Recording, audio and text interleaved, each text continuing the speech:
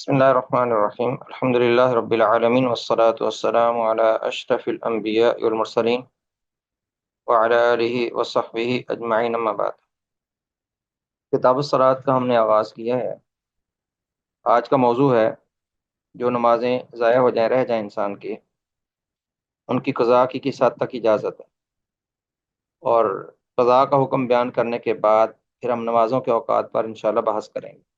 تو فوت شدہ نمازیں یعنی جو نمازیں انسان کی رہ جائیں، جن کا وقت نکل جائے، کیا ہر صورت میں ان کی قضا دی جا سکتی ہے یا نہیں؟ سب سے پہلے یہ بات معلوم ہونی چاہیے کہ بغیر کسی شرعی عذر کے نماز کو اس کے مقررہ وقت سے مؤخر کرنا حرام ہے۔ شرعی عذر آگے آ جائیں گے کہ کوئی انسان سویا رہ گیا، یا کسی کو کسی خاص مصروفیت کی وجہ سے نماز پڑھنا ممکن نہ رہا، یا اسی طرح اگر کوئی شخص بھول گیا کسی مصروفیت میں نماز پڑھنا، یا اس کے علاوہ کوئی اور ایمرجنسی آ گئی، کچھ عذروں کا بعد میں بیان آئے گا، تو کسی شرعی عذر کے بغیر نماز کو اس کے مقررہ وقت سے مؤخر کر دینا، وقت کو نکال کے نماز پڑھنا حرام ہے، جائز نہیں۔ اللہ تعالیٰ نے اوقات مقرر کیے ہیں، جیسے کہ اللہ تعالیٰ کا فرمان ہے ان الصلاۃ کانت علی المؤمنین کتابا موقوتا، ترجمہ بے شک نماز ایمان والوں پر ہمیشہ سے ایسا فرض ہے جس کا وقت مقرر ہوا ہے۔ تو نماز کے اوقات مقرر ہیں، ہر نماز کا اول وقت ہے اور آخر وقت ہے۔ جیسے کسی نماز کو اس کے اول وقت سے لیٹ نہیں کر سکتے، ویسے ہی جیسے ہم کسی نماز کو وقت سے پہلے نہیں پڑھ سکتے، ویسے ہی کسی نماز کو اس کے وقت کے بعد بھی نہیں پڑھ سکتے۔ اس بات پہ سب کا اتفاق ہے کہ نماز کو اس کے وقت سے پہلے ادا نہیں کیا جا سکتا۔ تو جب نماز کو اس کے وقت سے پہلے نہیں پڑھ سکتے، تو جان بوجھ کے وقت گزرنے کے بعد نماز پڑھنا بھی جائز ہے، کیونکہ اللہ نے جو اوقات مقرر کیے ہیں وہ مقرر ہیں، متعین ہیں، ان میں کوئی اپنی مرضی سے کمی بیشی نہیں کر سکتا۔ اس آیت کریمہ سے پتہ چلتا ہے کہ ہر فرض نماز کا وقت متعین یعنی مقرر ہے، لہذا اسے اس مقررہ وقت سے مؤخر کرنا جائز نہیں۔ ہاں، اگر کوئی ایسا عذر پیش آ جائے جس کا شریعت نے کچھ اعتبار کیا ہے، اس عذر کے زائل ہونے کے فوراً بعد نماز کو ادا کیا جائے، جیسا کہ نیند، بھول جانا یا اس طرح کی کوئی اور وجہ بن جائے۔ جس آدمی کی نماز نیند، بھول جانے یا کسی شرعی عذر کی وجہ سے رہ جائے، اسے چاہیے کہ وہ یاد آتے ہی فوری طور پر اول فرصت میں سے ادا کر لے، اگرچہ وہ نماز کا ممنوع وقت ہی کیوں نہ ہو۔ جو نمازوں کی قضا کا معاملہ ہے وہ فوری قضا دینے کا حکم ہے شرعاً، خواہ ممنوع وقت ہی ہو، یعنی جیسے سورج چڑھ رہا ہو، یا سورج نصف النہار پہ ہو، یا غروب ہو رہا ہو، جیسے کیسے بھی حالات ہوں، جیسے انسان کو موقع ملے فوری اپنی نماز کو پڑھنے کی کوشش کرے۔ اور دلیل کیا ہے کہ فوری طور پر سب سے پہلے انسان کو نماز پڑھنی چاہیے اگر کسی عذر سے رہ جائے؟ عن انس بن مالک رضی اللہ عنہ انہ قال قال نبی اللہ صلی اللہ علیہ وسلم من نسی صلاة او نام عنها فکفارتها ان یصلیها اذا ذکر۔ سیدنا انس بن مالک رضی اللہ عنہ بیان فرماتے ہیں کہ اللہ کے نبی صلی اللہ علیہ وسلم نے بیان فرمایا، من نسی صلاۃ، جو شخص نماز کو بھول جائے کسی مصروفیت میں، او نام عنہا، یا سویا رہ جائے، فکفارتها، اس کا کفارہ یہی ہے، ان یصلیها اذا ذکر، کہ جیسے یاد آئے، جیسے نیند سے بیدار ہو فوری وہ نماز پڑھ لے، اس کے علاوہ کوئی اس پر حرج یا گناہ نہیں انشاءاللہ۔ حضرت انس بن مالک رضی اللہ عنہ سے روایت ہے کہ رسول اللہ صلی اللہ علیہ وسلم نے فرمایا، جو نماز بھول گیا یا اسے سو گیا تو اس کا کفارہ یہی ہے کہ وہ اسے یاد آنے کے فوراً بعد پڑھ لے۔ اب اس حدیث میں دو باتوں کا بیان ہے، ایک ہے جو نماز بھول جائے یا سویا رہ جائے۔ اب بھول انسان کی ایک کمزوری ہے کہ جب انسان ایسی مصروفیت میں پڑتا ہے، باغ دوڑ میں، کہ وہ نماز پڑھنا اس کو یاد نہیں رہتا، تاکہ اگلی نماز کا وقت آتا ہے پھر اس کو ہوش آتا ہے کہ میری تو پچھلی بھی رہتی۔ جیسے خود رسول اللہ صلی اللہ علیہ وسلم بعض مصروفیات میں، غزوہ خندق میں آپ اتنے مصروف ہوئے کہ آپ نماز پڑھنا آپ کے لیے مشکل ہو گیا۔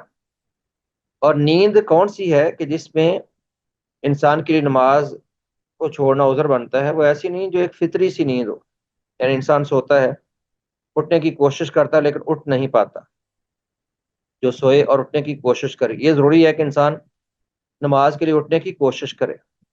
آج کل اٹھنے کی کوشش کیا ہے کہ انسان بر وقت سوئے، ٹائم پہ سوئے، جب وقت پہ سوئے گا تھوڑی نیند پوری ہوگی تبھی صبح اٹھ پائے گا۔ اور اگر جیسے آج کل شہری روٹین ہے کہ لوگ بہت رات گئے تک کھانا کھا کے بیدار رہتے ہیں، 1 بجے کے بعد جا کے سوئیں گے، آج کل راتیں لمبی ہیں تو لوگ زیادہ وقت ضائع کرتے ہیں، تو مشغولیات بہت زیادہ ہیں، خواہ مخواہ کی، اور فضولیات بہت زیادہ آ گئیں، اور ان فضولیات میں حرام زیادہ ہے۔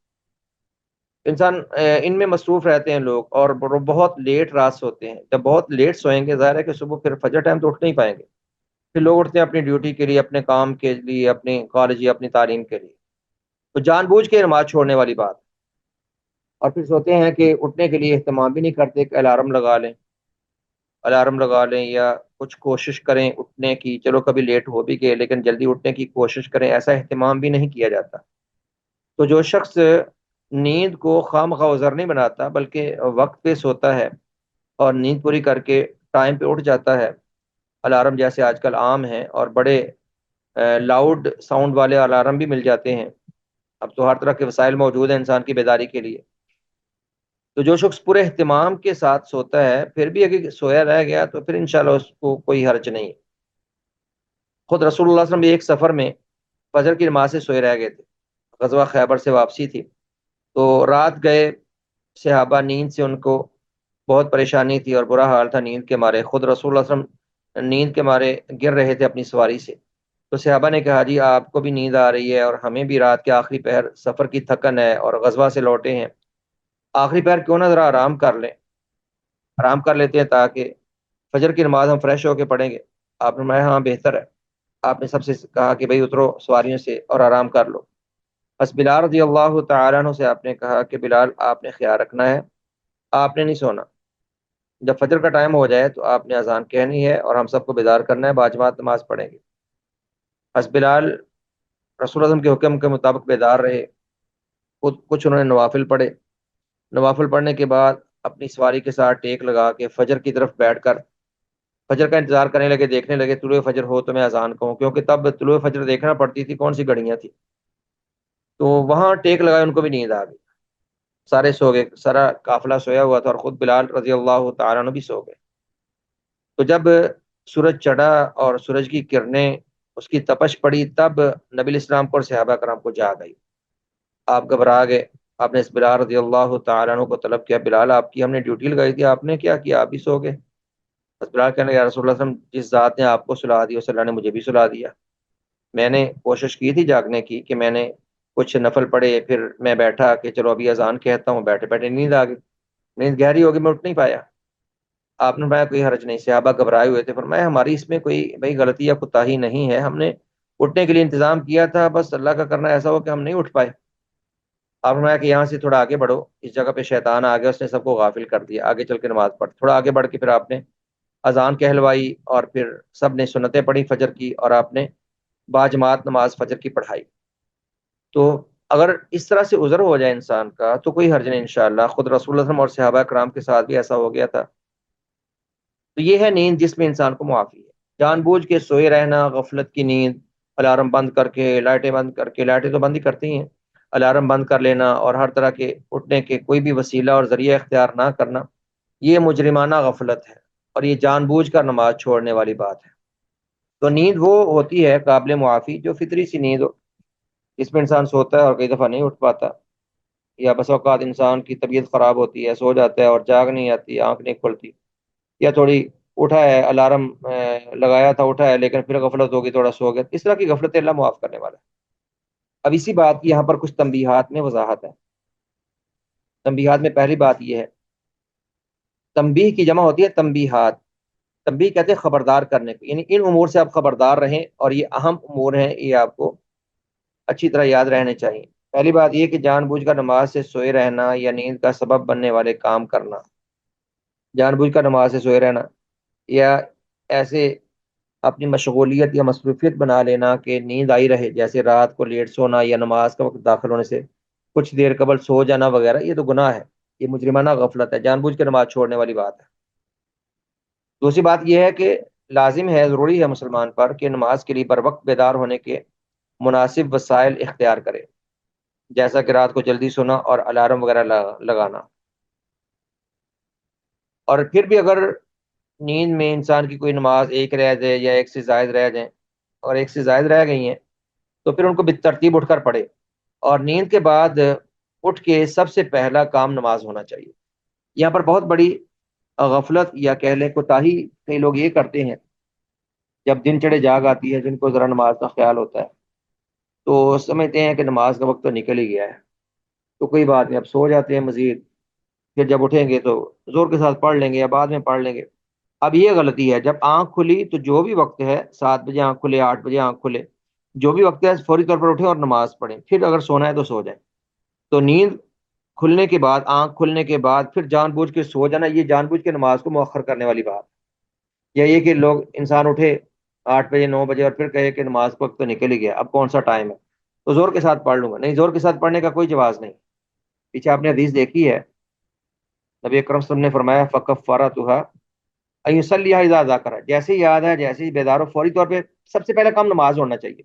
انسان اٹھے، یعنی پہلے اپنا وضو کرے اور نماز پڑھے، اس کے بعد ناشتہ کرے، اس کے بعد جو کرنا ہے سو کرے، نماز کو مزید مؤخر نہ کرے۔ زہر کے ساتھ پڑھنے کا کوئی جواز نہیں، پہلے اتنی لیٹ ہوگی تو مزید لیٹ کرنا، یہ اپنی پھر غفلت ہوگی۔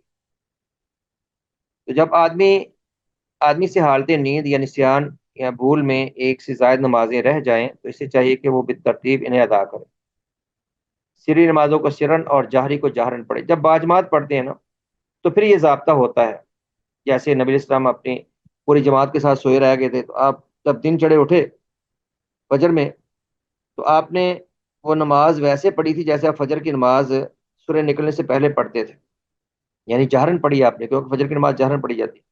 لیکن اگر اکیلا شخص پڑھے گا، اکیلا شخص تو ہمیشہ سرن ہی پڑھتا ہے، وہ رات کو پڑھے یا دن کو پڑھے۔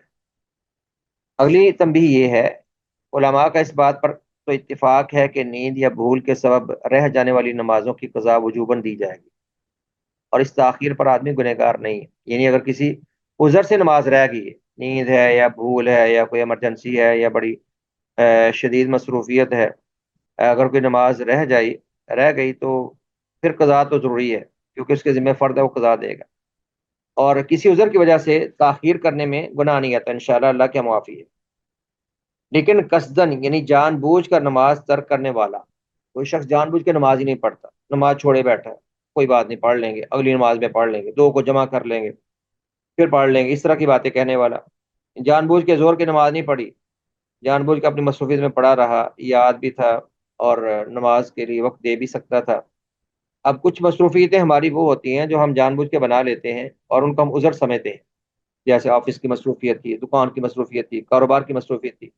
اس طرح کی مصروفیات سے اگر ہم لوگوں کو اجازت دینے لگیں تو پھر کوئی شخص بھی نماز بر وقت پڑھے ہی نہیں، کیونکہ مصروفیات تو دنیا کی آج کل اتنی بے پناہ ہے کہ جاب کی مصروفیت، اگر یہ سمجھے کہ جاب کی مصروفیت کی وجہ سے مجھے نکلنا مشکل ہو جاتا ہے، اس وجہ سے جان بوجھ کے نماز کو لیٹ کر دے، تو ہر ایک کی جاب ہے، ہر ایک کی مصروفیت ہے، دکانیں بھی لوگوں کی ہوتی ہیں، کاروبار بھی ہوتے ہیں، کئی لوگ تعلیم حاصل کرتے ہیں، یونیورسٹی میں ہوتے ہیں، کالج میں ہوتے ہیں۔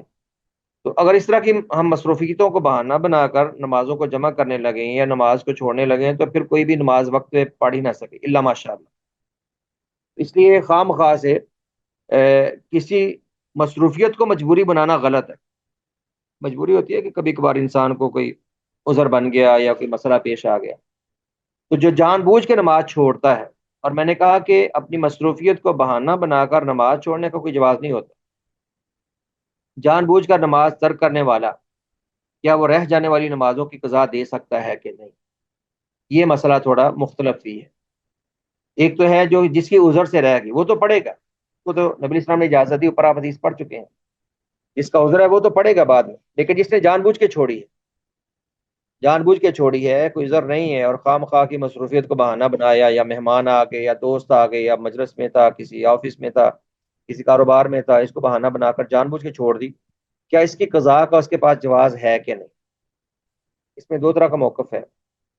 پہلا قول یہ ہے کہ رہ جانے والی نمازیں جتنی بھی ہوں وہ ان کی قضا لازمی دے گا. یہ جمہور کا قول ہے. جمہور کہتے ہیں کہ جب کسی عذر سے قضا دینا ضروری ہے تو بغیر عذر کے تو بلا دینی چاہیے. سر اس موقف کی دلیل ہم بعد میں بیان کر کے اس کے تبصرہ کریں گے. تو جمہور کا قول یہ ہے ائمہ کا کہ اگر انسان جان بوجھ کے بھی نماز چھوڑے تو بعد میں اس کی قضا دے سکتا ہے. دوسرا قول ہے کہ اس پر قضا نہیں بلکہ توبہ ہے، یعنی قضا نہیں دے سکتا کیونکہ اس نے جان بوجھ کے چھوڑی ہے. اس پر یہ لازم ہے کہ توبہ استغفار کرے اور آئندہ نماز نہ چھوڑے. یہ ظاہریہ کا مذہب اور تابعی حسن بصری، حافظ ابن نجر، شیخ الاسلام ابن تیمیہ کا موقف ہے، اور معاصرین میں سے امام ابن باز اور علامہ ابن عثیمین رحمہ اللہ نے بھی اسی موقف کو اختیار کیا ہے. اب اس اختلاف کی وجہ کیا ہے؟ پہلے وجہ کی طرف تھوڑا سا یہاں پر اشارہ موجود ہے. اختلاف کی وجہ دو چیزیں ہیں، یعنی ایک موقف یہ کہ جان بوجھ کر نماز چھوڑی گئی اس کی قضا کا امکان ہے، دوسرا موقف ہے کہ اس کی قضا نہیں ہو سکتی. اب پہلا سبب اختلاف کا یہ ہے کہ شریعت نے ادا کا تو حکم دیا اس حالت میں، جان بوجھ کر نماز چھوڑنے پر، یعنی اس سے پہلے شریعت نے وقت میں ادا کا تو حکم دیا تھا، لیکن جان بوجھ کر چھوڑنے کے بعد قضا کا حکم یہاں پر کسی حدیث میں نہیں ہے، بلکہ قضا کا حکم صرف عذر کی وجہ سے ہے. تو کیا قضا کے لیے اشارے سے نئے حکم کی ضرورت ہے یا پہلے ادا والے حکم سے ہی قضا لازم ہوگی؟ جمہور فقہا نے کہا کہ جب اس کو ادا کا حکم ہے تو ادا ہر صورت میں ہے، وقت میں کر لے یا بعد میں کر لے. یہ انہوں نے کہا جب شریعت نے ادا کا حکم دیا ہے تو اگر وقت میں ادا کر لی تو لازم اس پر یہی ہے، لیکن وقت کے بعد کرنے پر وہ مجرم ہے، جان بوجھ کے وقت ضائع کرنے پر وہ گنہگار ہے، مجرم ہے، لیکن اس کے لیے قضا کا جواز موجود. یہ انہوں نے کہا. لیکن حقیقت یہ ہے کہ اللہ تعالیٰ نے وقت مقررہ میں نماز ادا کرنے کا حکم دیا ہے، اور جب وقت گزر جائے تب اس کے لیے کوئی الگ سے حکم موجود نہیں ہے. تو جیسے ادا کے لیے الگ حکم چاہیے ویسے ہی قضا کے لیے بھی الگ سے حکم چاہیے. یہ اصول صحیح اصول یہ ہے کہ جیسے ادا کے لیے الگ سے حکم کی ضرورت ہے ویسے ہی نماز قضا کرنے کے لیے بھی الگ سے حکم کی ضرورت ہے. یہاں پر اللہ نے وقت مقررہ پر نماز ادا کرنے کا حکم دیا ہے، لیکن جان بوجھ کر وقت ضائع کرنے کے بعد صرف عذر والے کو نبی اسلام نے نماز پڑھنے کا حکم دیا. پیچھے حدیث آپ نے پڑھ لی، آپ نے صرف عذر کی وجہ سے کہا ہے کہ جو سویا رہ جائے یا کوئی غفلت ہو جائے، یعنی کوئی مجبوری یا کوئی عذر بن جائے تو وہ بعد میں نماز پڑھ لے. اگر صرف عذر کی وجہ سے قضا ممکن نہ ہوتی تو آپ عام کہہ دیتے کہ جس کا بھی نماز کا وقت گزر جائے بعد میں جب وقت ملے پڑھ لے، جب کیسی کوئی حدیث ہے ہی نہیں. تو یہاں پر کیا اصول سمجھ آیا کہ جیسے ادا کے لیے اللہ نے وقت مقرر میں نماز پڑھنے کا حکم دیا ہے، ویسے ہی وقت گزرنے کے بعد نماز کے جواز پر الگ سے حکم چاہیے. اب وقت گزرنے کے بعد عذر والے کو تو قضا کا حکم اور اجازت موجود ہے، اور جس کا کوئی عذر نہیں ہے اس کو کوئی اجازت یا حکم موجود نہیں. اور دوسری بات یہ کہ بغیر عذر والے کو عذر والے پر قیاس نہیں کیا جا سکتا. اب جمہور نے یہ کہا کہ اگر کوئی شخص کسی عذر کی وجہ سے رہ جانے والی نماز کی قضا دیتا ہے تو جو بغیر عذر کے رہ کے جائے اس کو تو بلا دینی چاہیے. کیسی بلا ہے؟ وہ تو مجرم ہے، اور اس کو آپ کیسے چھوٹ دے رہے ہیں؟ اس چھوٹ دینے کی وجہ سے لوگوں کی غفلت بڑھتی جاتی ہے. لوگ سمجھتے ہیں کہ نمازیں جیسے مرضی پڑھ لو اور وقت کی پرواہ نہیں کرتے. اللہ نے ایک وقت رکھا ہے، تو جیسے کسی نماز کو وقت سے پہلے نہیں پڑھ سکتے تو وقت کے بعد پڑھنے کے لیے بھی دلیل چاہیے. عذر والے کے لیے دلیل ہے، اور جو بغیر عذر کے جان بوجھ کے چھوڑا بیٹھا اس کے پاس کوئی دلیل ہی نہیں ہے. اس لیے معذور پر غیر معذور کو قیاس نہیں کر سکتے. جو معذور ہے، جس کا عذر ہے، اس پر ایسے شخص کو قیاس کرنا جو جان بوجھ کر نماز چھوڑے بیٹھا ہے، دونوں میں کیا علت مشترک ہے؟ دونوں میں کوئی علت مشترکہ ہے ہی نہیں. ایک معذور ہے، غیر معذور ہے. آپ بیمار پر صحت مند کو کیسے قیاس کر سکتے ہیں؟ اور نائم پر، سوئے ہوئے پر، جو بیدار شخص ہے اس کو کیسے قیاس کر سکتے ہیں؟ اور جو بھولا ہوا ہے اس پر ایک یاد رکھنے والے شخص کو کیسے قیاس کر سکتے ہیں؟ یہ قیاس مع الفارق ہے، یعنی ایسی قیاس ہے جس میں دونوں کی علت الگ الگ ہے. تو یہاں پر یہ پہلا جو اختلاف کا سبب ہے، اس میں آپ یہ اصول سمجھ لیں کہ جیسے ادا کے لیے حکم اللہ نے دیا ہے ویسے قضا کے لیے بھی جس حد تک حکم ہے اس حد تک حکم استعمال کیا جا سکتا. اسی لیے تھوڑی سی وضاحت ہے. جس شخص نے کہا کہ قضا کے لیے نئے حکم کی ضرورت ہے اس نے کہا کہ قضا لازم نہیں. اور جس نے کہا کہ پہلے ادا والے حکم ہی قضا کا حکم واجب ہے، اس نے کہا کہ قضا واجب ہے، کہ جب بھول کر نماز چھوڑنے والے پر باوجود اس کے معذور ہونے کی قضا لازم ہے، تو قصدن چھوڑنے والے پر تو بلا واجب ہونے چاہیے، کیونکہ وہ تو گنہگار بھی ہے، وہ گنہگار ہی ہے، وہ توبہ کرے، اور نماز پڑھنے کے لیے پھر الگ سے دلیل چاہیے۔ اور دوسری اختلاف کا سبب یہ ہے کہ تارک صلاۃ کافر ہے کہ نہیں۔ بعد نے کہا ایک نماز چھوڑنے سے بندہ کافر ہو جاتا ہے، بعض فقہا نے ایسا کہا ہے۔ تو جو کہتے ہیں کافر ہو جاتے ہیں، تو کافر تو پڑھ نہیں سکتا، کہتے ہیں توبہ کرے، وہ اسلام قبول کرے۔ اور جو کہتے ہیں کافر نہیں ہوتا، وہ گنہگار ہے۔ تو گنہگار بھی اگرچہ کہیں، پھر بھی نماز پڑھنے کے لیے اور وقت گزرنے کے بعد بلا وجہ وقت ضائع کر کے نماز پڑھنے کی دلیل چاہیے۔ تو راجی انہوں نے یہ کہا کہ اگر فوت ہونے والی نمازوں کی تعداد کم ہو تو ان کی قضا دے گا، اور تعداد زیادہ ہو، جن کی عدد کا اندازہ نہ رہے، تو اس صورت میں وہ صرف توبہ کرے گا۔ یہ بات اس سے ہم متفق نہیں ہے۔ صحیح بات یہ ہے کہ جو جان بوجھ کے نماز چھوڑے وہ قضا نہیں دے سکتا، بغیر عذر کے جس نے نماز چھوڑی وہ اللہ کا مجرم ہے، وہ توبہ استغفار کرے اور آئندہ نماز نہ چھوڑنے کا عزم کرے۔ ہاں، وہ نوافل زیادہ پڑھے، زیادہ سنتیں پڑھے، نوافل پڑھے، اللہ سے استغفار کرتا رہے، آئندہ ایسا نہ کرنے کا عزم کرے، لیکن اس کو قضا دینے کا کوئی فائدہ ہی نہیں ہے، کیونکہ اس نے جان بوجھ کے وقت کو ضائع کیا ہے۔ اگر ہم اس موقف پہ آئیں کہ جان بوجھ کے نماز چھوڑ کے جب چاہو پڑھی جا سکتی ہے، تو پھر اللہ کے جو اوقات اللہ نے مقرر کیے ہیں اور نبی اسلام نے اتنی سختی سے ان اوقات کی پابندی بتلائی ہے، پھر ان کی کوئی قدر و قیمت باقی نہیں رہے۔ خدا کے بارے میں ہم نے کچھ بات کی ہے، اب تنبیہ بھی انہوں نے ایک بات کی طرف اشارہ کیا ہے کہ بعض کتب فقہ میں فوت شدہ نمازوں کی قضا کا جو طریقہ ذکر کیا گیا ہے، جسے قضائے عمری کہتے ہیں، کتاب و سنت میں اس کی کوئی اصل نہیں ہے۔ یہ عوام الناس کے ہاں، حنفی عوام کے ہاں یہ بات معروف ہے کہ رمضان کے آخری جمعے اور جمعے کی نماز کے بعد ایک خاص طریقے سے 4 رکعت پڑھتے ہیں قضائے عمری کی نیت سے۔ قضائے عمری کی نیت مراد یہ نیت ان کی ہوتی ہے کہ عمر بھر کی نمازوں کی قضا ایک ہی دفعہ ہو جائے۔ انتہائی جاہلانہ نظریہ ہے اور اس کی کوئی دلیل نہیں ہے۔ اس طرح سے کئی جاہل ملاؤں نے عوام کو نمازوں سے، اللہ کی عبادات سے دور کر دیا ہے۔ لوگ تو پہلے چھوٹ چاہتے ہیں، آسانی چاہتے ہیں، اور نماز پڑھنا تو اکثر لوگوں کو بڑا مشکل لگتا ہے، تو لوگوں کو طریقہ بتا دیا ہے کہ رمضان کے آخری جمعے بس 4 رکعت ایک خاص انداز میں پڑھ لو تو عمر بھر کی نمازیں ادا ہو جائیں گی۔ یہ انتہائی جہالت ہے، اس کی کوئی دلیل اور اس کی کوئی اصل نہیں ہے، اس لیے ان ایسی جہالتوں سے لوگوں کو روکنا چاہیے۔ اب فتنے کا دور ہے، اور مذہب کے نام پر بہت سے لوگوں نے، کئی جاہل لوگوں نے عوام کو اپنے عالم ہونے کا یا اپنے بڑے بزرگ اور پیر ہونے کا ڈھونگر چاہ کر لوگوں کو لوٹنے کا سلسلہ شروع کر رکھا ہے۔ ایک تو نمازوں کے ساتھ لوگوں کو لوٹتے ہیں، اور کئی رمضان کے مہینے میں یہ صدا بلند کرتے نظر آتے ہیں کہ آپ اتنا ہمیں فدیہ دے دیں، اتنے ہمیں نذرانے دے دیں تو ہم آپ کی طرف سے روزے رکھ دیں گے، آپ کو روزے رکھنے کی ضرورت نہیں۔ ایسے جاہلوں سے دور رہنے کی ضرورت ہے، اور عوام کو ان سے دور رکھنے کی ضرورت ہے۔ اس لیے قضائے عمری کا شریعت میں کوئی تصور نہیں۔ اب جس کی عمر بھر انہیں نمازوں کے بغیر گزری ہو، بعض لوگوں کو پہلے کچھ ہدایت نہیں ہوتی، اللہ آخر عمر میں جا کر ہدایت دیتا ہے، یہ بھی اللہ کی خاص توفیق ہے۔ عمر کے جس حصے میں، زندگی کے جس حصے میں بھی انسان کو ہدایت مل جائے اور اللہ کی طرف لوٹنے کی توفیق مل جائے، یہ بھی غنیمت ہے اور بہت بڑی سعادت ہے۔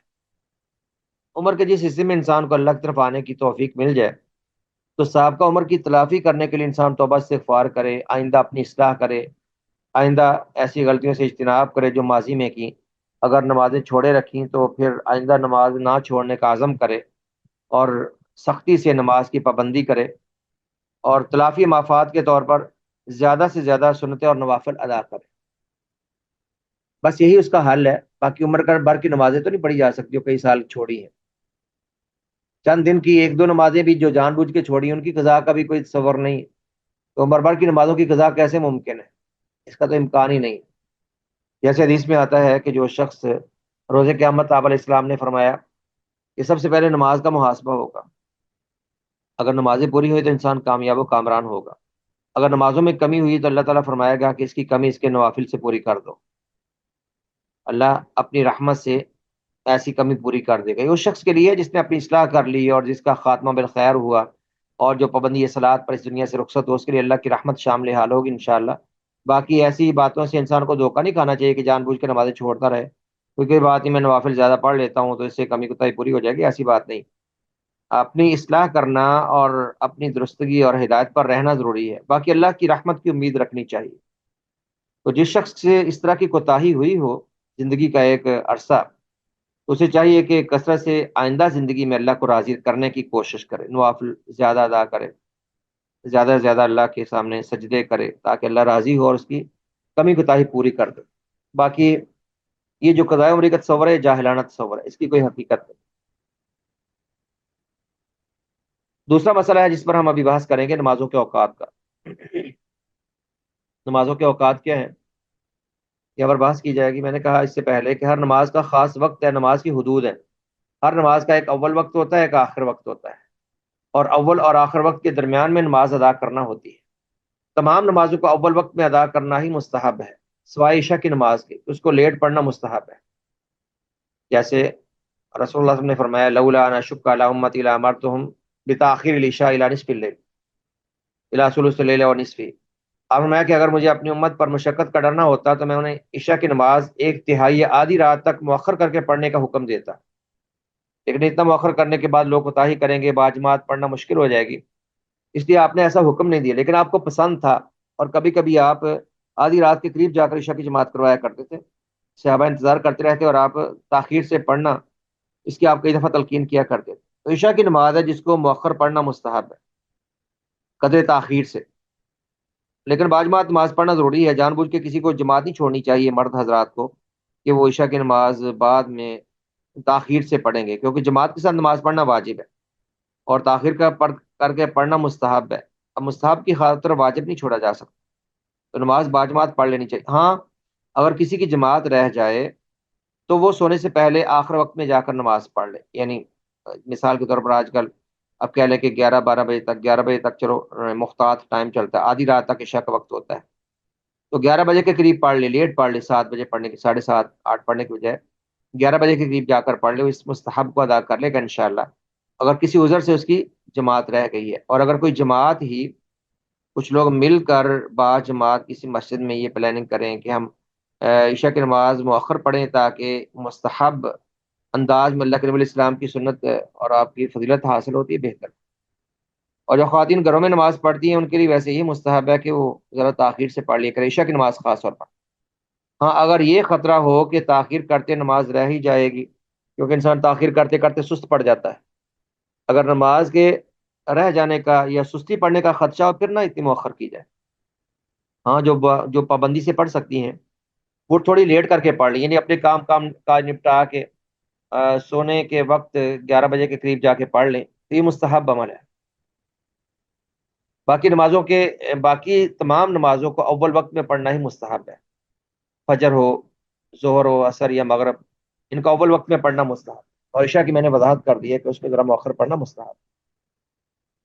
نمازوں کے اوقات سمجھیے، رسول اللہ صلی اللہ علیہ وسلم نے اپنی امت کو جو نمازوں کے اوقات بتائے ہیں وہ مندرجہ ذیل ہیں۔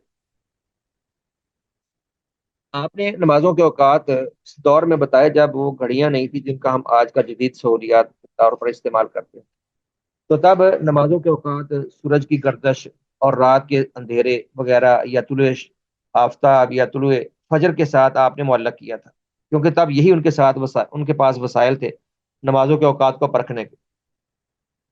آج بھی اوقات انہی ضابطوں پر اوقات کو پرکھتے ہیں، لیکن چونکہ گھڑیاں موجود ہیں اس لیے گھڑیوں کے ساتھ اب الحمدللہ ضابطہ آسان ہو گیا ہے نمازوں کو پہچاننا۔ پر اس وقت میں جو ضابطے تھے، زور کا وقت کیا تھا، زوال کے بعد سے لے کر ہر چیز کا سایہ اس کے مثل ہونے تک زہر کا وقت چلتا ہے۔ جب سورج نصف النہار پہ آتا ہے، نصف النہار پہ سر کے اوپر سارا سورج آتا ہے، جب مغرب کی طرف سورج جھکنا شروع ہو جائے، اسے ہم زوال کا وقت کہتے ہیں۔ نصف النہار کے بعد جب سورج مغرب کی طرف اپنی روانگی شروع کر لیتا ہے، اسے زوال کا وقت کہتے ہیں۔ یہاں سے زہر کا وقت شروع ہو جاتا ہے اور یہ وقت چلتا ہے ہر چیز کا سایہ ایک مثل ہونے تک۔ اس زوال کو نکالنے کے بعد، یہ تھوڑی سی کنفیوژن یہیں سے دور کر لیں، اس زوال کیا ہوتا ہے؟ زوال کا سورج کا ایک اپنا سایہ ہوتا ہے جو سورج کے ساتھ ساتھ چلتا ہے، یہ تھوڑی بہت معلومات سائنسی طور پر ہر شخص کو ہیں کہ سورج کی گردش اور زمین کی گردش یہ چل رہی ہے. سورج جتنا ہمارے سر کے اوپر سے گزرتا ہے اتنے ہی ہمارے قریب سے ہو کے آتا ہے اور اس کے سائے کم ہوتے ہیں. لیکن آج کل جیسے سردیاں سورج ایک کنارے سے ہو کے گزر جاتا ہے، اس لیے سورج ہم سے دور ہے تو سردی کی شدت ہے. جب سورج سر کے اوپر سے گزرتا ہے تو گرمی کی شدت ہوتی ہے، بہت شدید گرمی ہوتی ہے. جب سورج بالکل سر کے اوپر سے گزرتا ہے پھر سورج کا سایہ اپنا بہت کم ہوتا ہے، اور جب ایک سائڈ سے گزرے گا تو سائے ایک طرف رہیں گے سورج کے، اور وہی سایہ جب دوسری طرف سورج حرکت کرے گا تو گھوم کے مغرب سے مشرق کی طرف آ جائے گا. اسے فیض زوال کہتے ہیں، جو سورج کے ساتھ ساتھ چلتا ہے. جتنا سورج سر پہ ہوگا، ظاہر ہے جیسے آپ یوں مثال لی، جیسے آپ کے سر پہ لائٹ ہوتی ہے، آپ لائٹ کے نیچے کھڑے ہوں تو آپ بالکل لائٹ کے نیچے اور آپ کا کوئی سایہ نہیں. لیکن اگر آپ لائٹ سے ایک طرف ہو کر کھڑے ہوں گے تو آپ کا سایہ ہوگا، آپ کا وہ سایہ ہوگا. سورج کی یہی کیفیت ہے. سورج کا جب حرکت ہوتی ہے تو جب آپ کے سر کے اوپر ہے تو اس کا سایہ اضافی کم سے کم ہوگا، لیکن جب ایک طرف سے گزرے گا تو جو سایہ سورج کے ایک طرف ہونے کی وجہ سے پہلے، یعنی جیسے ہمارے ہاں سورج جب مشرق سے طلوع ہوتا ہے اور جنوب سے ایک کنارے سے ہو کے گزر جاتا ہے تو شمال کی طرف ہمارے سائے لمبے لمبے نظر آتے ہیں. اب وہ لمبا سایہ جب سورج نصف النہار سے مغرب کی طرف اپنا سفر شروع کرے گا تو وہ لمبا سایہ گھوم کر اس طرف آ جائے گا. تو سردیوں میں سائے اس لیے لمبے لمبے ہوتے ہیں اور گرمیوں میں سائے چھوٹے ہوتے ہیں. تو یہ اسے فیض زوال کہتے ہیں. اس کو نکالنے کے بعد جب ہر چیز کا سایہ ایک مثل ہو جائے تب تک ظہر کا اثر آخری وقت رہتا ہے، اور جب ایک مثل سے بڑھ جائے تب عصر کا وقت شروع ہو جاتا ہے. یہ میں نے کچھ وضاحت کی ہے، امید ہے انشاءاللہ آپ لوگ سمجھ گئے ہوں گے فیض زوال کو. آگے تھوڑی سی اس کی مزید وضاحت آئے گی. ظہر کا وقت زوال کے بعد سے لے کر ہر چیز کا سایہ اس کے مثل ہونے تک. جب فیض زوال نکال کر انسان کا سایہ اس کے مثل ہو جائے تب تک ظہر کا وقت چلتا ہے. اور عصر کا وقت کیا ہے؟ یعنی ظہر کا اول وقت ہے جب سورج ڈھل جائے، زوال ہو جائے، اور آخر وقت ہے جب سائے ایک مثل ہو جائے. عصر کا وقت کیا ہے؟ ظہر کی آخری وقت ہر چیز کا سایہ اس کی مثل ہونے سے لے کر سورج کی روشنی زرد ہونے تک. یہ افضل اور مستحب وقت ہے. باقی وقت جواز وہ سورج کے غروب تک چلتا ہے. تو زور عصر کا وقت کیا ہے؟ زور کی آخری وقت، یعنی ہر چیز کا سایہ مثل جب ہو جائے تو عصر کا وقت شروع ہو جاتا ہے. تو یہاں سے لے کر عام طور تک ہم سمجھتے ہیں کہ غروب تک عصر کا وقت چلتا ہے، لیکن غروب تک عصر کا وقت وہ ہر ایک کے لیے نہیں ہوتا، وہ معذور عذر والوں کے لیے ہوتا ہے. اور ویسے سورج زرد ہونے سے پہلے پہلے یا دو مثل سایہ ہونے سے پہلے پہلے نماز پڑھ لینی چاہیے. مختلف حدیث میں وضاحت آتی ہے. کسی حدیث میں آپ نے عصر کا آخر وقت دو مثل قرار دیا، کسی حدیث میں آپ نے عصر کا آخر وقت سایہ سورج زرد ہونے تک قرار دیا، اور بعض حدیث میں آپ نے غروب تک قرار دیا. تو غروب تک ان کے لیے ہے جو کسی عذر سے نماز کو لیٹ کر دیں اور جان بوجھ کر سورج زرد ہونے سے، یعنی غروب سے آدھا گھنٹہ آپ کہہ لیں، آپ پہلے تو غروب ہونے سے آدھا گھنٹہ پونا گھنٹہ پہلے اس حد تک نماز کو جان بوجھ کے مؤخر کرنا، نبی علیہ السلام نے اس کو منافق کی نماز قرار دی کہ جان بوجھ کر عصر کی نماز کو لیٹ کرتا جاتا ہے. عصر کی نماز کو ویسے بھی قرآن صلاۃ وسطیٰ کہا، میں حافظ الصلاوات والصلاۃ الوسطیٰ وقوموا للہ قانتین. تمام نمازوں کا خیال رکھو، صلاۃ وسطیٰ عصر کی نماز کا خاص طور پہ اس کی حفاظت کرو. یہ اہم ترین نماز اس کو قرآن نے قرار دیا. تو عصر کی نماز کی حفاظت ضروری ہے، اور بر وقت اس کو پڑھنا چاہیے، جان بوجھ کر مؤخر نہیں کرنی چاہیے. تو بہتر وقت ہے، بہتر وقت تو اول وقت ہی ہے، اور باجماعت نماز پڑھنا یہی بہتر ہے. تھوڑا لیٹ ہو جائے تو چلو کوئی حرج نہیں، لیکن سورج زرد ہونے سے پہلے پہلے مراد گرمیوں جب زردی سی چھا جاتی ہے. سردیوں میں تو سورج نظر ہی نہیں آتا، اس کی روشنی ویسے بڑی کم ہوتی ہے. تو گرمیوں میں جب سورج زرد سا ہو جاتا ہے، دھوپ پیلی سی پڑ جاتی ہے، اس سے پہلے پہلے یعنی عصر کی نماز پڑھ لی جائے. اور زرد ہونے کے بعد بھی نماز کو مؤخر کرنا یہ اہل عذر کے لیے ہے، جو سویا رہ گیا یا مریض تھا یا مسافر تھا یا کسی ایمرجنسی میں تھا، وہ غروب سے پہلے اس کو جتنا بھی وقت مل جائے وہ نماز پڑھ لے. اس لیے یہاں پر عصر کا آخری وقت سورج کی روشنی کے زرد ہونے تک لکھا، یہی بہتر ہے. اور جان بوجھ کر اس سے مؤخر کرنا یہ مناسب نہیں ہے. عذر والے کر لیں تو کر لیں. تیسری نماز مغرب کا وقت سورج غروب ہونے سے لے کر شفق سرخی کے غائب ہونے تک. جب سورج غروب ہوتا ہے تو آسمان کے کناروں پہ، گرمیوں میں خاص طور پر جب آسمان بالکل صاف ہو تو سرخی نظر آتی ہے. جیسے صبح ٹائم طلوع فجر کے وقت آسمان پہ روشنی نظر آتی ہے، ایسے غروب کے بعد ایک وقت تک آسمان کے کناروں پر مغرب کی جانب سرخی اور روشنی ہوتی ہے. جب وہ سرخی سی اور روشنی سی غائب ہو جائے تب عشاء کا وقت شروع ہو جاتا ہے، اور مغرب کا وقت محدود ہے، تقریباً ایک سوا گھنٹہ تک یہ چلتا ہے، 1 گھنٹہ، زیادہ سے زیادہ سوا گھنٹہ، 1.5 گھنٹہ، اس سے زیادہ نہیں ہوتا ہے۔ تو 1 گھنٹے کے اندر اندر پڑھ لیجیے، اور نبی اسلام نے ویسے مغرب کو ہمیشہ اول وقت میں پڑھا ہے، کبھی آپ نے اس کو مؤخر نہیں کیا، تو غروب ہوتے ہی آپ نے مغرب پڑھ لی ہے۔ چوتھی نماز عشاء کا وقت شفق یعنی سرخی کے غائب ہونے سے لے کر آدھی رات تک رہتا ہے، آدھی رات تک ہی رہتا ہے، یہی مستحب موقف ہے۔ بعض لوگ سمجھتے ہیں کہ عشاء کا وقت وہ فجر تک چلتا ہے، وہ صحیح بات نہیں ہے۔ واضح حدیث میں ہے، نبی صلی اللہ علیہ وسلم نے فرمایا کہ وقت العشاء الی نصف اللیل الاوسط، کہ عشاء کا وقت آدھی رات تک ہوتا ہے۔ آدھی رات کب ہوتی ہے آگے جا کے بیان آئے گا، تو آدھی رات ہی عشاء کا آخر وقت ہے، اس سے مؤخر کرنا نماز ضائع کرنے والی بات ہے۔ اور فجر کی نماز کا وقت یہ فجر صادق طلوع ہونے سے لے کر سورج کے طلوع ہونے تک رہتا ہے۔ جب فجر صادق طلوع ہو جائے، آسمان کے کنارے پہ جب روشنی پھیل جاتی ہے، اس کو فجر صادق کہتے ہیں۔ فجر دو ہیں، ان کا آگے ذکر آئے گا۔ تو جب فجر صادق طلوع ہو جائے تب شروع ہوتا ہے، اور سورج کے طلوع سے پہلے پہلے پڑھنا ضروری، اور اول وقت میں پڑھنا اس کو مستحب ہے۔ نمازوں کے اوقات پر یہ حدیث ہے، اور دیگر حدیث بھی ہیں، اور یہ حدیث زیادہ معروف اور واضح ہے۔ عن عبداللہ بن عمر رضی اللہ عنہما ان رسول اللہ صلی اللہ علیہ وسلم قال، حضرت عبداللہ ابن عمر رضی اللہ عنہ بیان کرتے ہیں کہ بے شک رسول اللہ صلی اللہ علیہ وسلم نے فرمایا، وقت ظہر اذا زالت الشمس، فرمایا زہر کا وقت شروع ہوتا ہے جب سورج ڈھل جائے، جب سورج یعنی مشرق سے مغرب کی طرف اس کا سفر شروع ہو جائے۔ وکان ظل الرجل کطولہ، اور چلتا ہے تب تک جب تک آدمی کا سایہ اس کے قد کے مثل نہ ہو جائے۔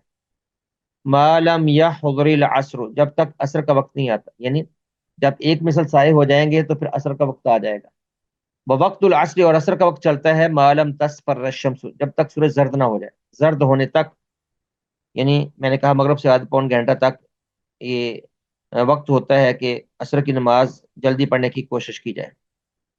وقت صلاۃ المغرب، اور مغرب کی نماز کا وقت فرمایا ما لم یغب الشفق، غروب سے لے کر تب تک چلتا ہے جب تک سرخی غائب نہ ہو جائے آسمان کے مغرب کے کناروں پر۔ اس کے بعد وقت صلاۃ العشاء الی نصف اللیل الاوسط، عشاء کی نماز کا وقت آدھی رات کے وسط تک ہوتا ہے، آدھی رات تک چلتا ہے۔ وقت صلاۃ الصبح، اور فجر کی نماز کا وقت من طلوع الفجر، فجر طلوع ہونے سے لے کر ما لم تطلع الشمس، جب تک سورج طلوع نہ ہو۔ فاذا طلعت، فرمایا جب سورج طلوع ہو جائے، فاذا طلعت الشمس، جب سورج طلوع ہو جائے، فامسک عن الصلاۃ، تو نماز سے رک جاؤ، نماز نہ پڑھو۔ فإنها تطلع بین قرنی شیطان، وہ شیطان کے دو سینگوں کے درمیان سے طلوع ہوتا ہے، یعنی نوافل وغیرہ نہ پڑھو اس وقت، یا کوئی نماز نہ پڑھو جان بوجھ کے۔ دو سینگوں کے درمیان سے طلوع ہونے کا کیا مطلب ہے؟ بعض حدیث میں اس کی وضاحت آتی ہے کہ جب سورج طلوع ہو رہا ہو یا سورج غروب ہو رہا ہو، اس وقت سورج کے پجاری سورج کی عبادت کرتے ہیں۔ ایک فرقہ ہے، اس وقت بھی تھا، اب بھی ہوگا واللہ عالم، جو سورج کو سجدے کرتے ہیں۔ اور سلیمان علیہ السلام کے دور میں بھی وہ ملکہ سبا اور اس کی قوم سورج کو سجدہ کرتی تھی، جن کو ہدہد دے کر آیا تھا، کہتا ہے انی وجدت امرأة تملکهم وأوتیت من كل شيء ولها عرش عظیم وجدتها وقومها يسجدون للشمس من دون الله۔ سلیمان علیہ السلام کے دور میں ملکہ سبا اور اس کی قوم سبا کے علاقے میں وہ سورج کو سجدہ کیا کرتے تھے۔ تو یہ قوم ماضی میں رہی ہے، واللہ علم اس کا وجود اب ہے کہ نہیں، جو سورج کو سجدہ کرتے تھے۔ تو سورج کے طلوع کے وقت اور سورج کے غروب کے وقت وہ سجدہ کرتے ہیں۔ تو جب سورج کا طلوع یا غروب ہوتا ہے تو شیطان یوں سورج کے سامنے کھڑا ہو جاتا ہے، اپنے سینگ اس کے دو ایسے لگتا ہے جیسے اس کے سینگوں کے درمیان سے طلوع ہو رہا ہو یا سینگوں کے درمیان سے غروب ہو رہا ہو۔ وہ کھڑا ہو جاتا ہے کہ جب سورج کے پجاری سجدہ کریں تو آگے مجھے بھی سجدہ ہو جائے، ازراہ تکبر، کہ جیسے مجھے سجدہ کر رہے ہیں۔ تو یوں آپ نے فرمایا کہ سورج کے شیطان کے دو سینگوں کے درمیان سے وہ یوں کھڑا ہو جاتا ہے تاکہ سورج کی پوجا کرنے والے اس کو بھی سجدہ کریں۔ اس سے معلوم ہو کہ شیطان کے سینگ بھی ہیں۔ تو حدیث کی وضاحت نیچے ترجمے میں مزید عبداللہ ابن عمر رضی اللہ عنہما سے روایت ہے کہ رسول اللہ صلی اللہ علیہ وسلم نے فرمایا، ظہر کی نماز کا وقت سورج ڈھلنے کے بعد شروع ہوتا ہے اور اس وقت تک رہتا ہے جب آدمی کا سایہ اس کی لمبائی کے برابر ہو جائے، جب تک عصر کا وقت نہ آئے، اور عصر کا وقت اس وقت تک رہتا ہے جب تک سورج زرد نہ ہو، اور مغرب کی نماز کا وقت شفق یعنی سرخی کے غائب ہونے تک چلتا ہے، اور عشاء کی نماز کا وقت بالکل آدھی رات تک رہتا ہے، اور صبح کی نماز کا وقت صبح صادق سے سورج نکلنے تک رہتا ہے۔ پھر جب سورج نکلنے لگے تو کچھ دیر کے لیے نماز سے رک جاؤ، کیونکہ شیطان کے دونوں سینگوں کے درمیان سے سورج طلوع ہوتا ہے، یعنی اس وقت سورج کے پجاری اس کو سجدہ کرتے ہیں اور شیطان بھی وہاں پر اپنے سینگ جما کے کھڑا ہو جاتا ہے۔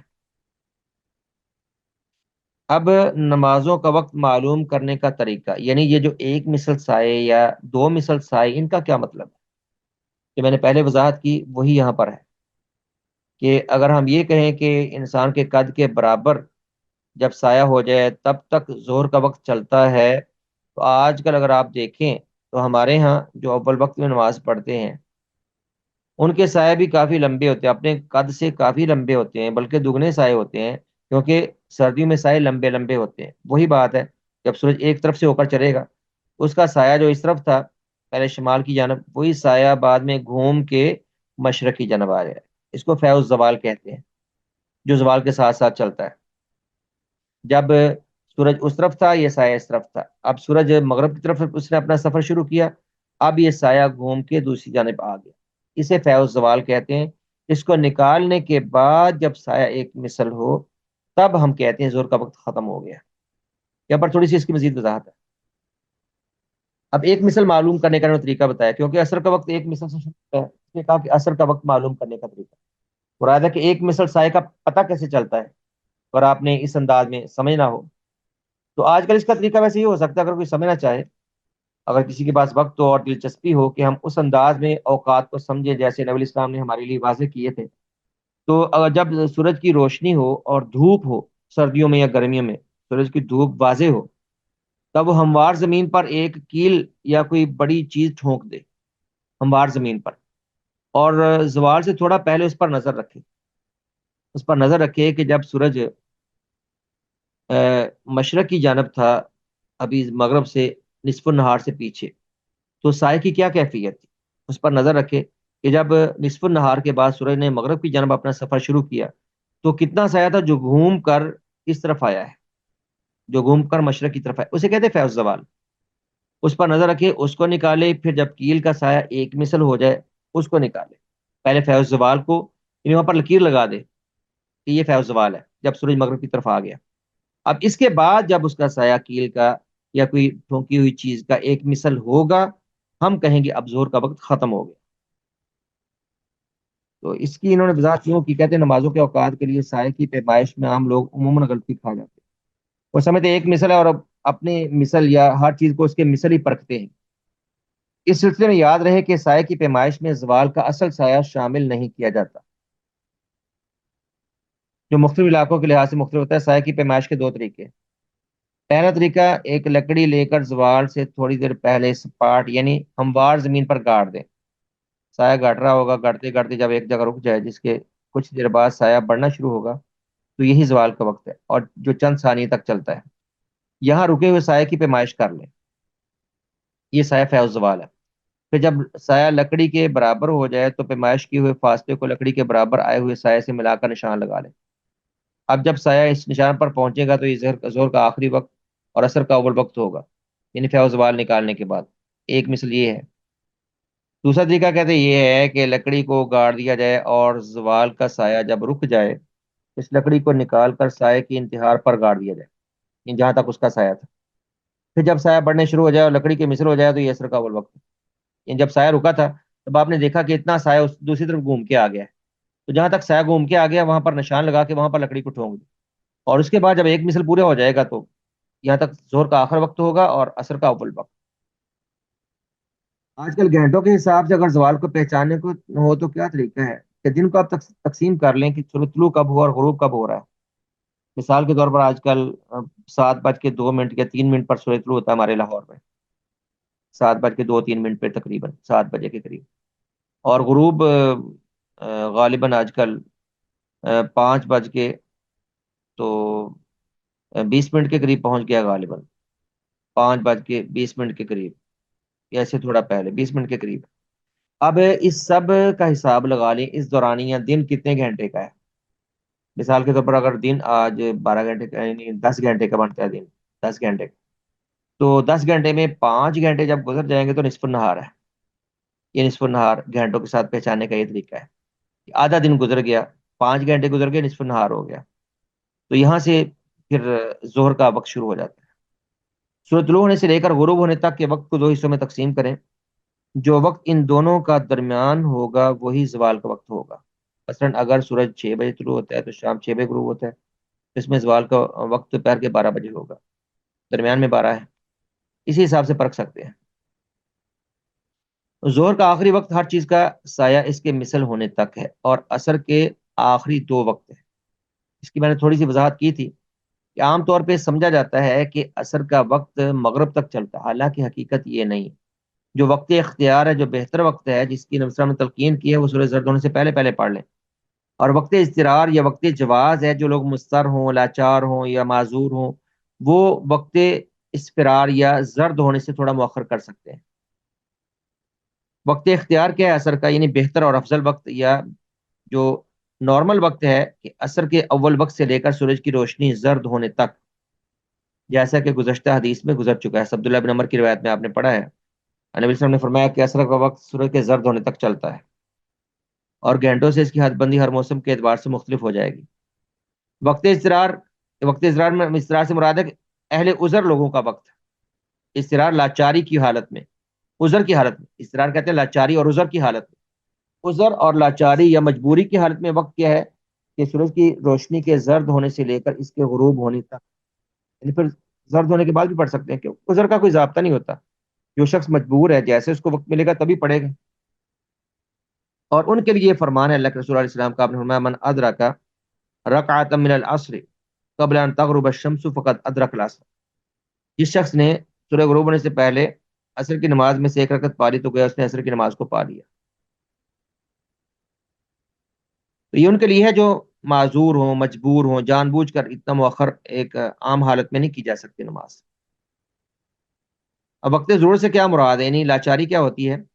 ضرورت سے یہ مراد ہے کہ اگر کوئی شخص عصر کی نماز سے انتہائی کسی ضروری کام میں مشغول ہو گیا، جیسے کسی کے زخم کو مرہم کرنا ہے، کوئی ڈاکٹر ہے کسی کا علاج کر رہا ہے، مریض کو چھوڑ نہیں سکتا، یا مریض ہے اپنی پٹی کروا رہا ہے یا ڈاکٹر سے علاج معالجہ کروا رہا ہے اور وہ نہیں ہل سکتا ہے، یا انسان کہیں ٹریفک میں پھنسا ہوا، اس کا وضو بھی نہیں ہے، اگر تو ٹریفک میں پھنسا ہو تو بندے کا وضو ہو تو اپنی گاڑی میں ہی یعنی اشارے سے نماز پڑھ لے جیسے کیسے ممکن ہو، وقت میں نماز پڑھنے کی کوشش کرے۔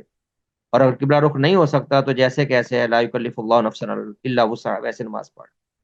تو کوئی ایمرجنسی ہو تو ظاہر ہے پھر لیٹ ہو سکتی ہے، تو اس کے لیے مجبوری کی صورت میں سورج غروب ہونے سے پہلے قبل قبل نماز پڑھ لینا قابل قبول ہے، اور انتہائی مجبوری ہے، شدید ہے، تو پھر بعد میں بھی موقع ملے تو بعد میں پڑھ لیں۔ آگے انہوں نے عشاء کے آدھی رات کے وقت کو معلوم کرنے کا طریقہ ذکر کیا ہے۔ نصف رات یا آدھی رات کا ٹائم معلوم کرنے کا طریقہ کیا ہے؟ ہم نے کہا کہ عشاء کی نماز کا وقت آدھی رات تک چلتا ہے۔ اس کا طریقہ یہ ہے کہ سورج غروب ہونے سے لے کر فجر صادق طلوع ہونے تک کے وقت کا حساب کر لیں۔ اس میں تھوڑا اختلاف ہے کہ سورج غروب ہونے سے لے کر سورج کے طلوع تک حساب کرنا ہے، یا سورج کے غروب سے لے کر طلوع فجر تک حساب کرنا ہے۔ تو محتاط یہی ہے کہ سورج غروب ہونے سے لے کر طلوع فجر تک کے وقت کا حساب کریں۔ فجر صادق کس وقت طلوع ہوتی ہے؟ جیسے اگر آج کل یعنی فجر صادق آج کل نماز 6 بجے ہم پڑھ رہے ہیں، تو 5:37 پر فجر صادق طلوع ہوتی ہے۔ فجر صادق یعنی 5:37 پر اذان ہوتی ہے فجر کی، اور سورج غروب ہو جاتا ہے 7 بجے، سوری 5:20 پہ۔ تو اس دوران سارا حساب کر لیں، اسے دو حصوں میں تقسیم کر لیں وقت کو، اور درمیان ان کے درمیان والے گھنٹے کا نصف آدھی رات کا وقت شمار ہوگا۔ درمیان والے میں جب آپ آئیں گے تو آدھی رات شمار ہوگی۔ مثلا اگر سورج 5 پہ غروب ہوتا ہے اور فجر کی اذان صبح کے 5 بجے ہوتی ہے، تو اس میں 11 بجے کا وقت آدھی رات کا وقت ہوگا۔ تو آدھی رات کا وقت یوں طے ہوا جائے گا، یعنی سورج کے غروب کا اور طلوع فجر کے اعتبار کریں وقت کا، اور درمیانی جو وقت ہے وہ آدھی رات کا وقت۔ فجر کی نماز کا وقت فجر ثانی یا فجر صادق سے شروع ہوتا ہے اور سورج طلوع ہونے سے قبل ختم ہو جاتا ہے۔ فجر دو ہے، ایک ہوتی ہے فجر کاذب، ایک ہوتی ہے فجر صادق۔ فجر کاذب کیا ہوتی ہے؟ وہ قدیم دور میں جو اس طرح کا حساب رکھتے تھے وہ ان کے باتوں کو بہتر جانتے تھے، اب تو لوگوں نے کبھی فجر طلوع ہوتے دیکھی نہیں۔ ہاں، اگر کسی کو شوق ہو، اگر کوئی اٹھ کر اپنی گھر کی چھت پہ چڑھ کے، جب درمیان میں کوئی عمارتیں نہ ہوں، کسی کھلے میدان میں یا کہیں کبھی موقع مل جائے تو ایسا نظارہ کر سکتا ہے۔ گرمیوں میں خاص طور پر جب آسمان صاف ہو، کوئی بادل نہ ہو، تو یہ منظر واضح نظر آتے ہیں۔ یہ فجر کاذب تب ہوتی ہے جب اوپر روشنی کی کچھ کرنیں اوپر کو اٹھتی نظر آتی ہیں۔ اس کو حدیث میں کہا گیا کازانہ بالسرحان، جیسے بھیڑیے کی دم اوپر کھڑی ہوتی ہے، ایسے کچھ لکیریں آسمان کے کناروں سے اوپر کی طرف اٹھی ہوتی ہیں، انہیں فجر کاذب کہتے ہیں۔ پھر ختم ہوتی ہے، ان کے بعد تھوڑی سی اندھیرا آتا ہے، اور اس کے بعد فجر صادق طلوع ہوتی ہے، اور فجر صادق وہ آسمان کے عرض میں، یعنی چڑائی کی جانب آسمان کے کناروں پر پھیلی ہوتی ہے۔ فجر صادق سے مراد وہ سفیدی اور روشنی ہے جو مشرق کے جانب سے آسمان پر پھیل جاتی ہے، اور فجر کاذب سے پہلی فجر مراد ہے وہ فجر صادق سے تقریباً 1 گھنٹہ پہلے ظاہر ہوتی ہے، کہتے ہیں انہیں مندرجہ ذیل طریقوں سے پہچانا جا سکتا ہے۔ فجر صادق کاذب بھیڑیوں کی دم کی طرح، بھیڑیا حیوان ہے، درندہ مشہور ہے، اس کی دم کی طرح لمبائی کی صورت میں مشرق سے مغرب کی جانب پھیلتی، اوپر کو پھیلتی ہے، جیسے روشنی کی لکیریں اوپر کو اٹھتی ہیں آسمان کی جانب، جبکہ فجر صادق چڑھائی کی صورت میں شمال سے جنوب کی جانب پھیلتی، وہ آسمان کے عرض کی صورت میں، چڑھائی کی صورت میں پھیلی ہوتی ہے۔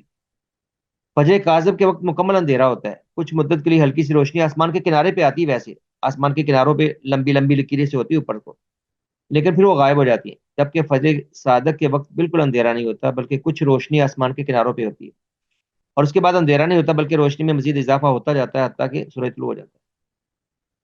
اسی بات ہے، فجر صادق آسمان کے ساتھ کہتے ہیں بالکل متصل اور ملی ہوتی ہے، اور اس کے اور آسمان کے درمیان اندھیرا نہیں ہوتا، جبکہ فجر کاذب آسمان سے الگ ہوتی ہے اور دونوں کے درمیان اندھیرا سا ہوتا ہے۔